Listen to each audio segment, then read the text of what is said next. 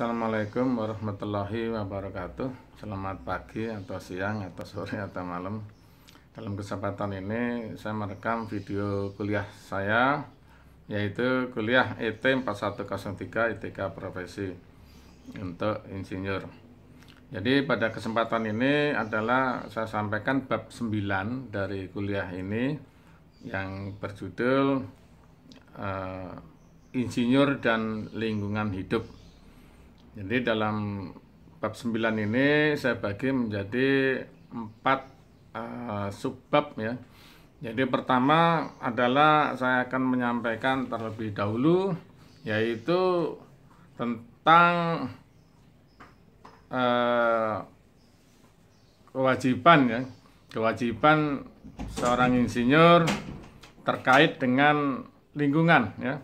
Jadi alasan kenapa insinyur itu perlu memperhatikan kode etik lingkungan hidup.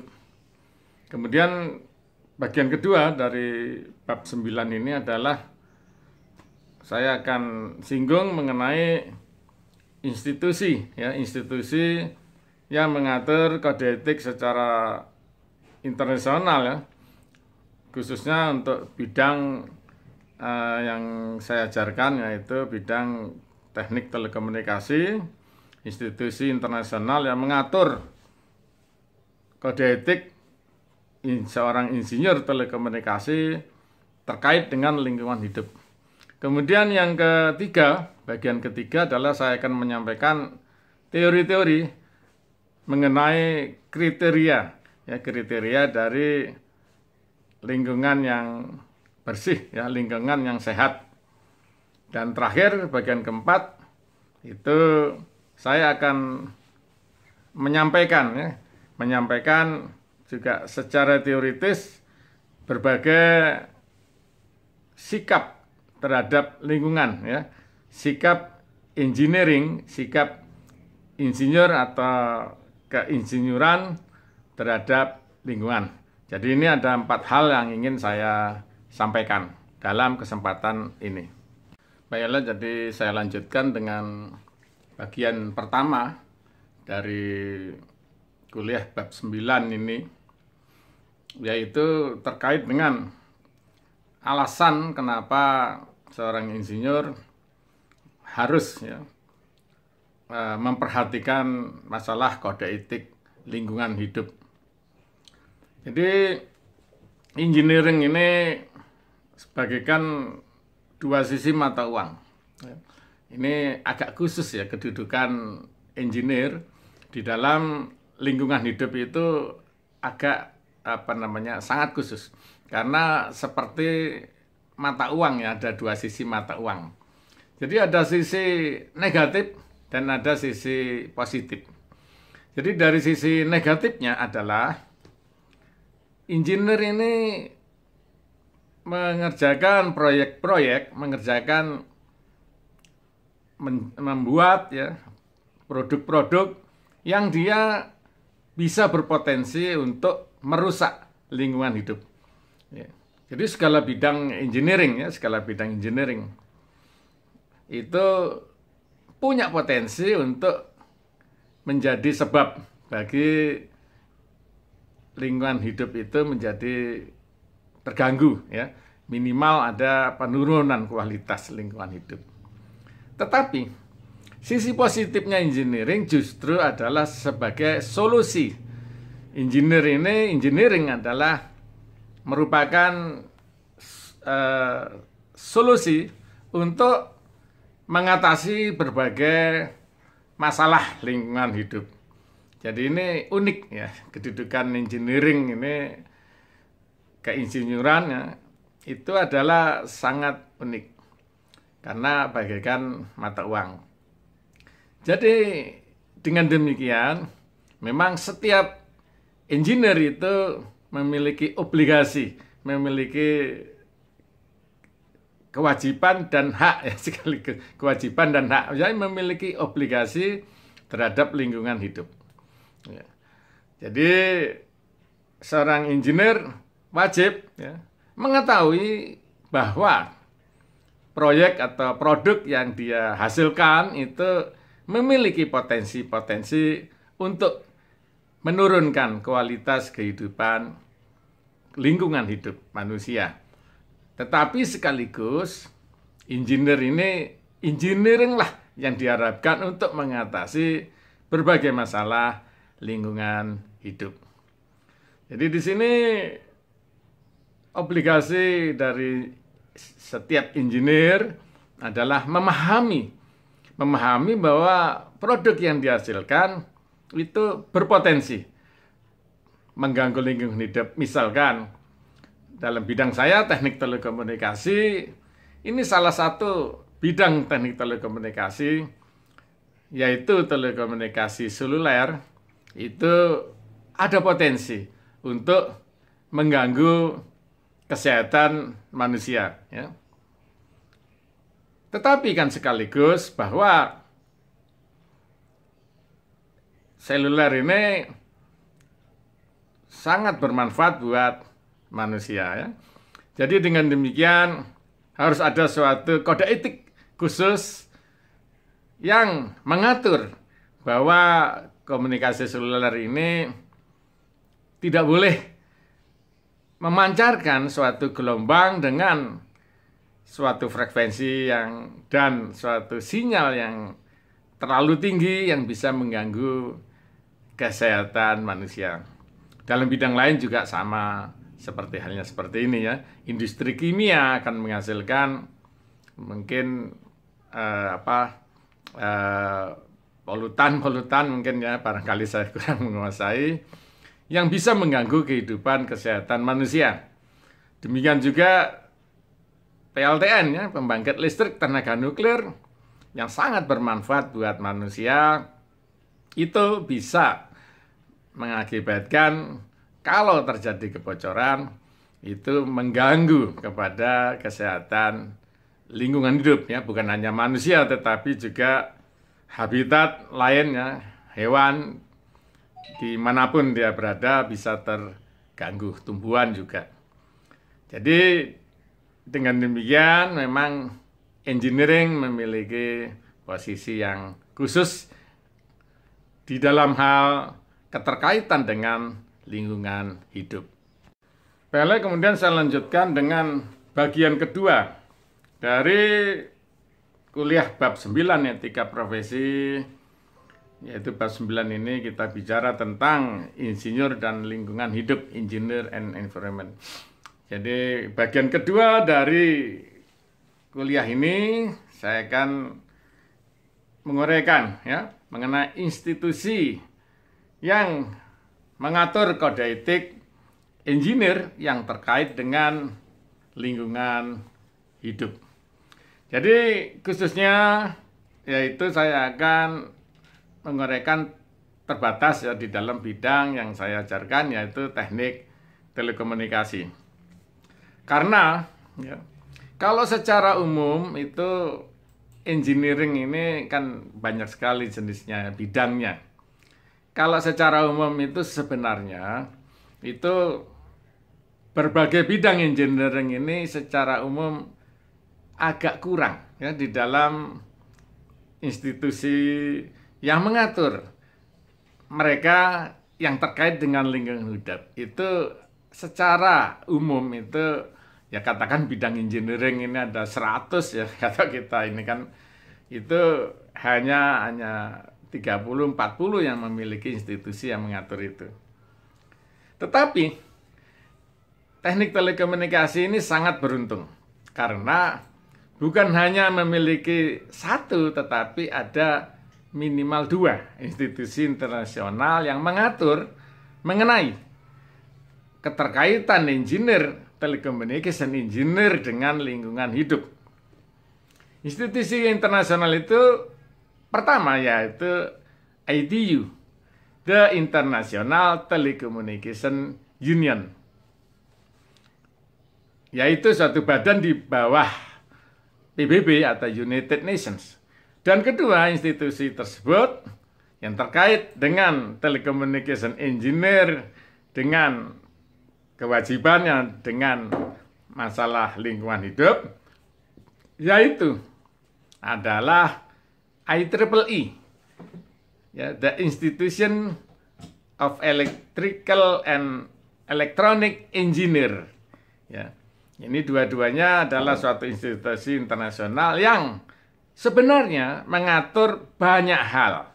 Bukan hanya keterkaitan telecommunication engineer dengan masalah lingkungan hidup saja, tetapi juga di dalam salah satu kode etik yang mereka keluarkan itu khusus mengatur masalah itu.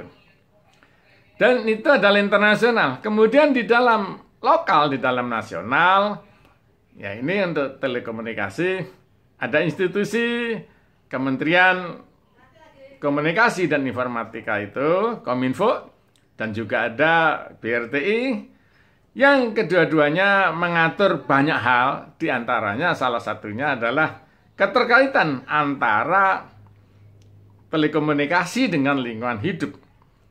Jadi, tadi saya sudah ceritakan di bagian pertama dari kuliah ini, bahwa salah satu produk dari teknik telekomunikasi adalah telekomunikasi seluler.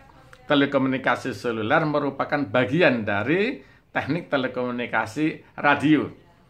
Jadi, dalam sejarahnya kenapa teknik telekomunikasi ini beruntung memiliki institusi internasional yang mengatur kaitan antara telecommunication engineer dengan lingkungan hidupnya, itu karena dalam sejarahnya itu memang awal daripada teknik telekomunikasi radio itu adalah memang sudah memperhatikan bagaimana pengaruh perangkat radio. Jadi dalam sejarahnya kan ada radio amatir ya, maupun radio amatir, amatir band ya, maupun citizen band. Dan juga telepon atau radio telepon yang digunakan oleh militer itu sudah sejak awal, sejak 100 tahun, 200 tahun yang lalu itu memperhatikan mengenai masalah pengaruh pada manusia, kesehatan manusia dari perangkat radio itu, sehingga mereka membatasi ya daya pancar daripada perangkat radio itu sehingga tidak mempengaruhi bagi penggunanya. Itu sewaktu belum ada telekomunikasi seluler ya, itu sudah 100 tahun sebelumnya lebih itu sudah ada dipikirkan seperti itu. Dan kemudian ketika telekomunikasi seluler mulai tumbuh tahun 1980-an ya, di Indonesia 1990-an itu, maka karena telekomunikasi seluler ini perangkat gadgetnya atau handphonenya itu dipegang setiap manusia, maka itu sudah menjadi perhatian yang sangat khusus bahwa jangan sampai perangkat komunikasi seluler ini mengganggu kesehatan manusia. Jadi sinyal pancar, daya pancar yang dipancarkan oleh BTS ya, atau NUT-B atau INUT-B yang kita kenal sebagai BTS itu sangat kecil diterimanya di suatu handphone. Ya. Handphone atau gadget kita ini menerima sinyal itu dengan kekuatan yang kalau dalam satuan yang kita kenal itu watt misalkan ya, itu handphone kita hanya menerima secara rata-rata itu 0,00000 sampai 13 baru ada angka 1. Jadi 0,000 ada 12 nol di belakang koma, baru nanti ada angka 1 di situ. Jadi itu secara umum. Ya kalau kita kebetulan berdekatan dengan BTS-nya, pemancarnya, mungkin ya lebih besar lah.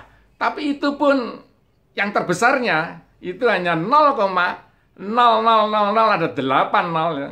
Baru yang ke 9 itu baru ada angka 1. Jadi sangat kecil sekali ya. Jadi sehingga pengaruh dari sinyal BTS itu yang diterima di handphone, artinya yang diterima juga di tubuh kita itu adalah sangat kecil sekali ya. Sehingga pengaruhnya itu sudah diteliti tidak berpengaruh kepada manusia.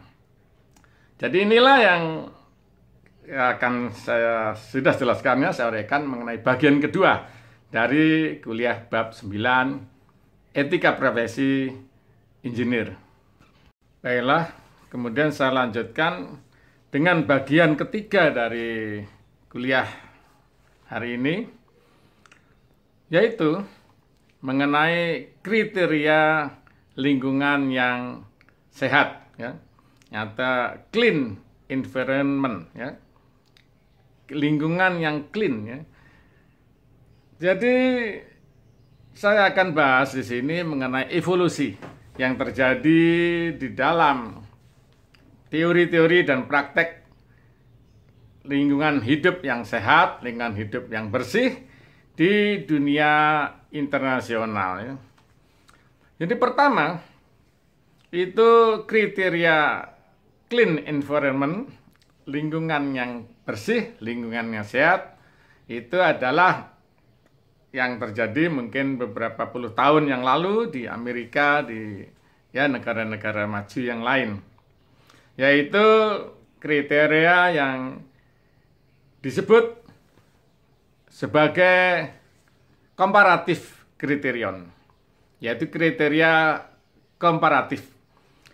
Komparatif kriterion itu adalah suatu kriteria bahwa lingkungan itu dianggap sehat jika ada suatu polutan yang dia dibandingkan dengan yang sudah ada, itu dia tidak lebih berbahaya, begitu.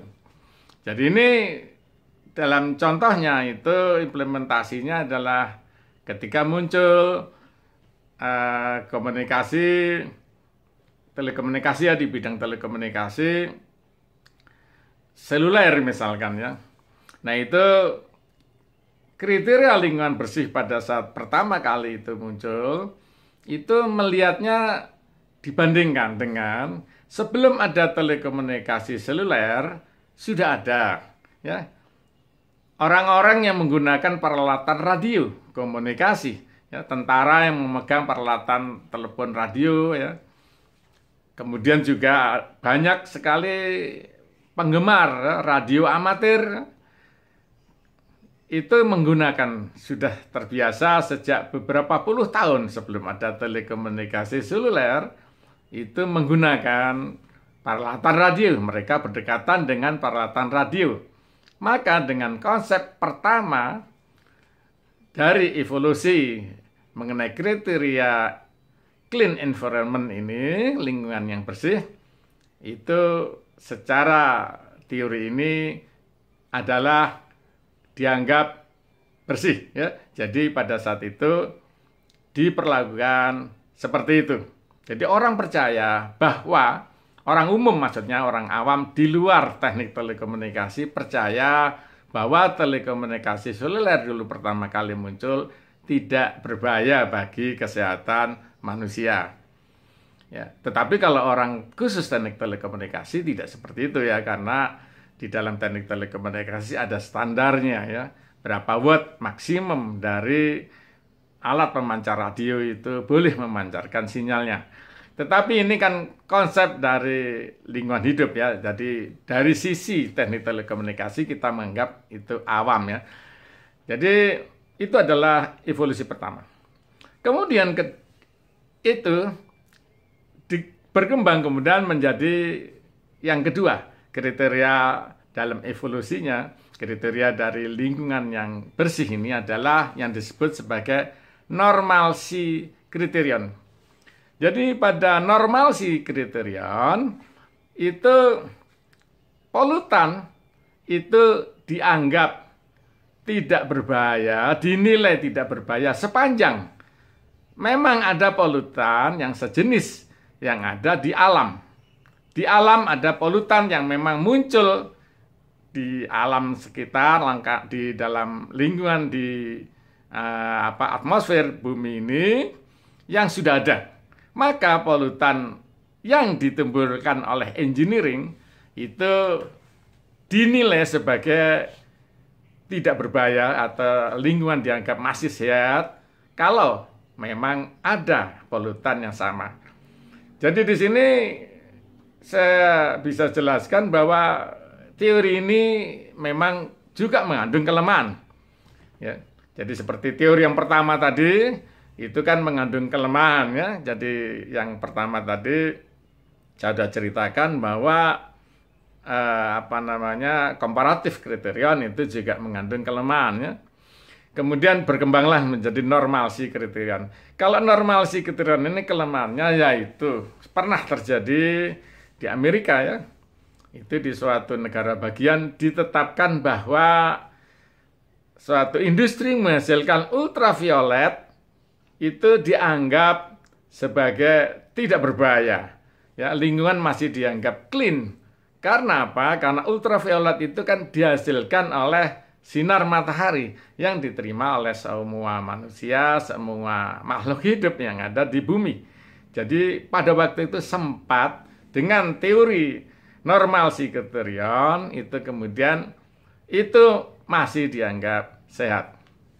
Tetapi ini berkembang lagi. Jadi tadi sudah ada dua ya, yang pertama yaitu comparative criterion, kedua normalcy criterion. Berkembang lagi menjadi teori baru, yaitu yang disebut sebagai optimal pollution criterion. Nah, optimal pollution criterion ini adalah sebenarnya tidak terkait langsung dengan lingkungan hidup, teori lingkungan hidup, tapi terkait dengan masalah ekonominya. Ya. Jadi di dalam optimal pollution criterion itu memperhatikan masalah dana. Ya. Jadi bahwa untuk mengatasi polutan yang berbahaya bagi manusia, seandainya sudah dibuat peraturan-peraturan bahwa semua industri yang dihasilkan engineering ini tidak berbahaya bagi manusia, maka dana yang tadinya disiapkan untuk mengatasi itu bisa digunakan untuk keperluan lain. Jadi perkembangan dari evolusi yang ketiga ini, dari teori lingkungan hidup yang bersih, clean environment itu pada waktu itu terjadi bahwa jika di suatu kota itu pada awalnya mengeluarkan banyak dana karena polusi dari buangan dari mobil ya, dari kendaraan bermotor di jalan yang tadinya 100 tahun yang lalu jumlahnya hanya 1-2 di jalan, dan berkembang menjadi ada puluhan, ratusan, ribuan mobil yang bergerak setiap hari di jalan raya. Nah itu kemudian pada waktu awalnya belum diketahui karena teorinya kan masih komparatif kriterion ya, dan juga masih normalcy kriterion. Diperkirakan pada waktu itu sebelumnya tidak berbahaya, tetapi ternyata menjadi terbukti berbahaya kalau CO2 yang dihasilkan dari buangan dari gas dari kendaraan bermotor ini melampaui suatu ukuran tertentu, sehingga kemudian banyak pengeluaran ya, pengeluaran rakyat ya, artinya juga pengeluaran negara untuk kesehatan pada waktu itu ditimbulkan oleh buangan dari kendaraan bermotor ya. Nah itu setelah diatur bahwa tidak boleh melebihi suatu ukuran tertentu ya, polusi CO2 tadi, maka biaya yang tadinya dikeluarkan untuk masalah kesehatan ya, dalam terkait dengan hal itu menjadi tidak lagi dikeluarkan. Nah ini optimal pollution criterion ini memikirkan. Nah sekarang berarti dana itu akan kita gunakan untuk apa? Untuk penelitian lebih lanjut, ya tentu saja perpikirannya begitu. Jadi di dalam hal ini juga tentu saja kriteria ini juga memiliki kelemahan, yaitu menjadi distribusi dana itu menjadi mungkin ya menjadi tidak adil ya. Jadi menjadi tidak adil. Jadi kalau tadinya yang masalah dana untuk kesehatan manusia yang tadi terganggu oleh kesehatan, ya, terganggu oleh buangan dari kendaraan bermotor, setelah kendaraan bermotor diatur tidak boleh mengeluarkan polusi yang menyebabkan mengganggu kesehatan manusia, dan ini digunakan untuk apa? Nah ini bisa digunakan untuk kepentingan-kepentingan yang tidak secara langsung berhubungan dengan kesehatan manusia, kan bisa begitu. Kemudian berkembanglah yang keempat. Yang keempat ini suatu revolusi, ya. Kalau sebelumnya itu evolusi ya dari 1, 2, 3. Yang keempat ini yang disebut sebagai maksimum, ya, maksimum pollution criterion, ya. Maximum protection criterion. Jadi kriteria pengamanan maksimum.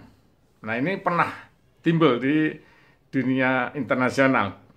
Dengan pandangan teori yang keempat ini berkembang tahun 80-an, tahun 90-an, sampai tahun 2000, sampai 2010, itu dipandang bahwa lingkungan yang bersih itu hanya bisa timbul kalau semua aspek, ya, yang bisa menimbulkan gangguan kesehatan, gangguan pada lingkungan hidup manusia itu dieliminasi. Jadi prinsipnya eliminasi terhadap semua kemungkinan gangguan. Ya. Ini sempat diterapkan, ya, di negara-negara maju selama 10, 20 atau 30 tahun. Tetapi juga ternyata memiliki kelemahan. Kenapa? Kalau dengan maximum protection ini ternyata biaya yang digunakan untuk masalah clean environment ini menjadi sangat luar biasa besar. Kenapa?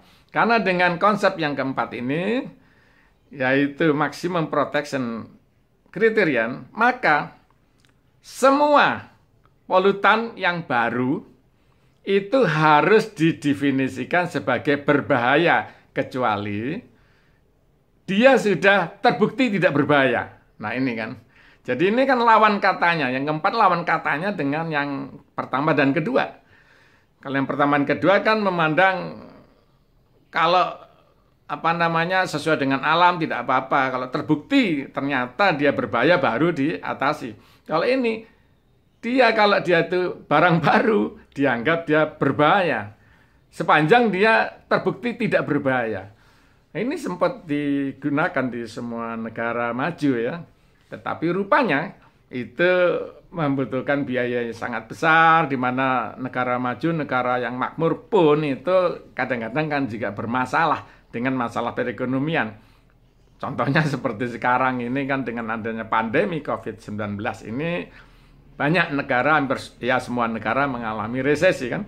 Jadi meskipun bukan resesi dalam seperti sekarang kan, negara-negara dunia, negara makmur pun ya kadang-kadang dalam satu periode yang singkat mengalami masalah perekonomian, sehingga teori yang keempat atau kriteria keempat tadi kemudian dirubah lagi, sehingga yang sekarang, yang evolusi yang terakhir ini adalah dikembangkan, ya, suatu hal yang baru, yaitu kriteria yang disebut demonstrable harm criterion.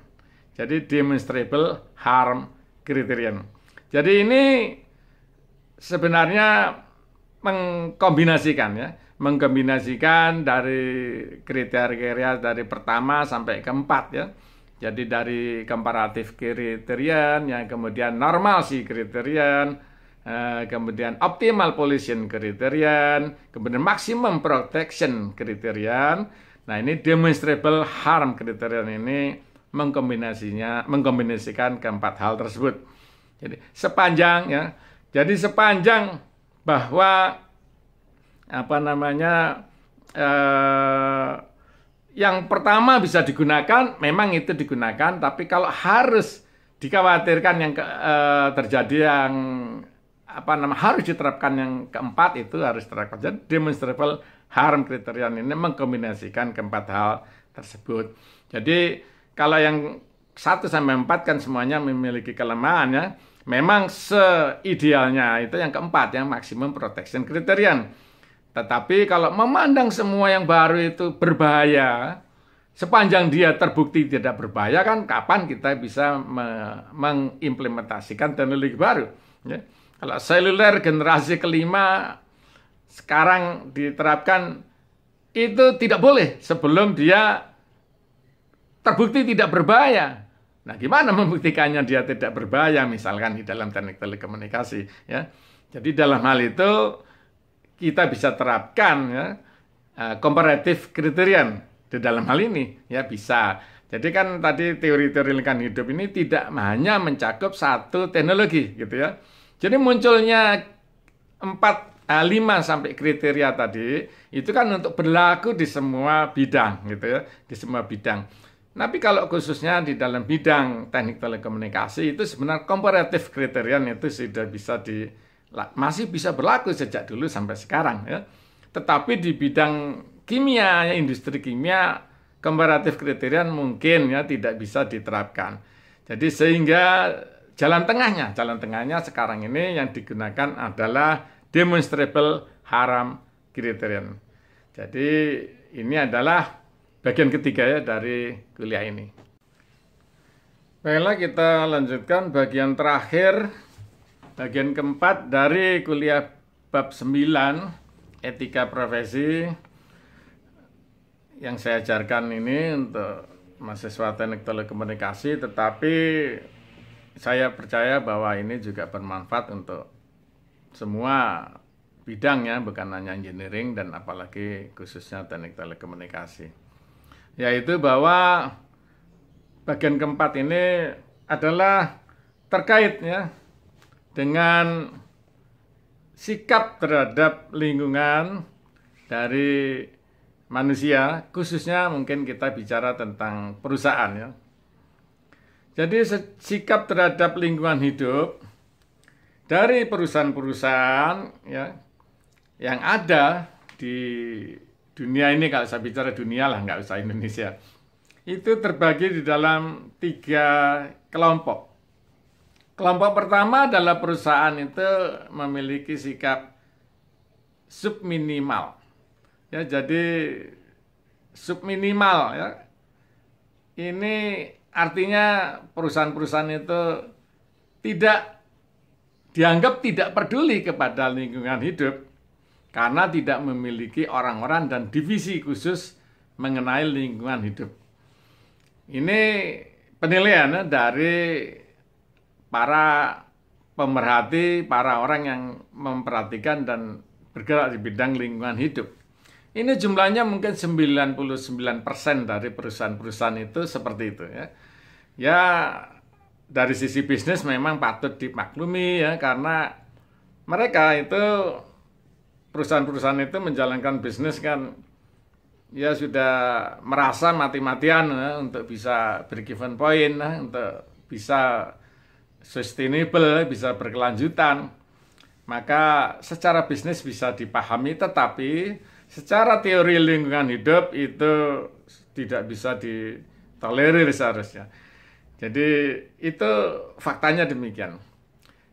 Tetapi untungnya ada juga sebagian kecil ya yang memiliki sikap yang jenis kedua, yaitu disebut compliance attitude. Ya. Jadi yang pertama tadi subminimal attitude, yang kedua ini ada itu compliance attitude. Jadi kalau yang perusahaan yang memiliki sikap yang subminimal attitude itu katakan 99% lah kurang lebih begitu. Kalau yang jenis yang kedua ini mungkin jumlahnya sekitar 0,9% lah kurang lebih. 1% kurang sedikit. Itu compliance attitude adalah suatu perusahaan yang dia memiliki secara khusus itu divisi lingkungan hidup. Ya. Dia memiliki divisi lingkungan hidup. Tetapi mereka menjalankan itu hanya karena takut ya kepada regulasi pemerintahnya, ya. Hanya karena takut terhadap regulasi pemerintahnya, takut kalau perusahaan itu ditutup ya atau apapun ya, dia takut. Jadi tidak dengan tulus menjalankan kebijakan ini ya. Jadi dia memiliki divisi, biasanya ya hanya suatu di dalam hierarki perusahaannya itu levelnya rendah ya. Jadi divisi tidak secara khusus ada dana khusus untuk itu. Nah, kemudian yang ketiga yang terbaik dari sisi teori lingkungan hidup adalah yang disebut progresif. Ya, progresif attitude. Nah, ini sikap yang progresif. Nah, ini adalah mungkin 0,1 perusahaan, ya. Hanya 1 dari 1000 perusahaan itu bersifat seperti ini, ya. Yaitu perusahaan yang secara tulus itu memang memperhatikan masalah lingkungan hidup perusahaan itu. Jadi CEO-nya, jadi direkturnya, para direkturnya, bukan hanya 1 direktur, seluruh direkturnya memang memperhatikan masalah lingkungan hidup karena mereka dengan tulus dan mereka yakin bahwa lingkungan hidup, ya lingkungan dari kehidupan kesehatan manusia maupun makhluk hidup yang lain itu sangat penting, ya. Sehingga dengan demikian ini menjadi gerak yang produktif, ya. Jadi satu gerak yang seirama, ya, di dalam perusahaan itu menanggapi masalah lingkungan hidup ini untuk mendorong, ya, yang disebut sebagai clean environment atau lingkungan yang sehat atau lingkungan yang bersih. Jadi inilah 3 klasifikasi dari perusahaan-perusahaan tempat Anda nanti, ini para mahasiswa yang mendengarkan kuliah ini, tempat Anda nanti akan bekerja, ya. Anda ya bisa memilih, ya.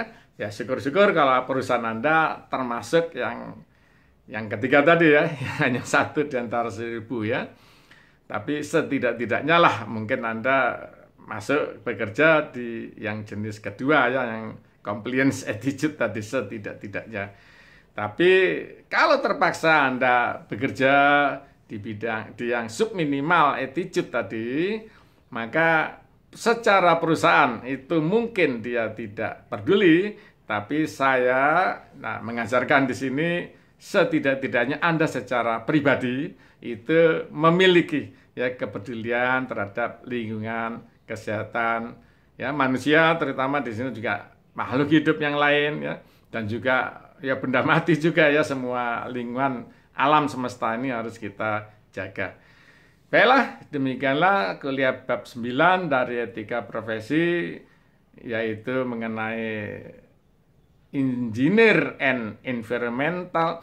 Itu saya cukupkan sekian. Terima kasih atas perhatiannya dan mohon maaf atas segala kesalahan, kekurangan yang telah saya sampaikan. Wassalamualaikum warahmatullahi wabarakatuh.